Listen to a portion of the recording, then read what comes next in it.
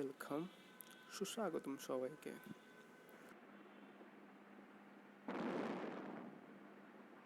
So 1+4 করতে চাইলে কীভাবে করতে হবে? সো দুটা ভেরিয়েবল বা জুড়ি নিয়ে নিলাম। সো ভেরিয়েবল রাখার জন্য প্রথমে ভেরিয়েবলের নাম দিতে হবে।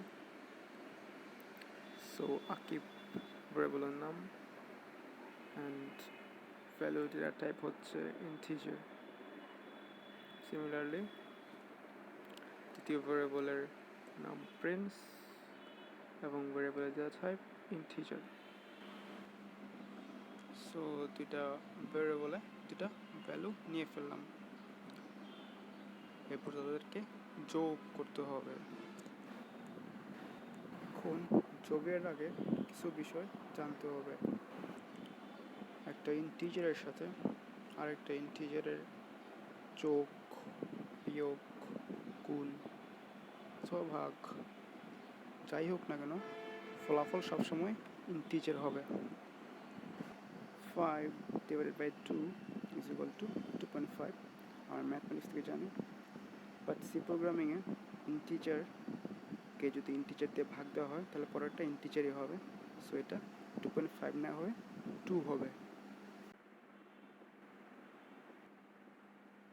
সিমিলারলি ফ্লোটের সাথে আরেকটা ফ্লোটের যোগ, বিয়োগ, গুণ, ভাগ যাই দেওয়া হোক না কেন ফলাফল ফ্লোটই হবে। সো 2.5 সাথে 2.5 যদি যোগ করি তাহলে 5 হয়, ম্যাথমেটিক্স থেকে আমরা জানি। কিন্তু সি প্রোগ্রামিংয়ের জন্য এটা হবে একটা ভগ্নাংশ বা ফ্লোট। সো 5-এর পরে দশমিক এবং অনেকগুলো শূন্য হবে।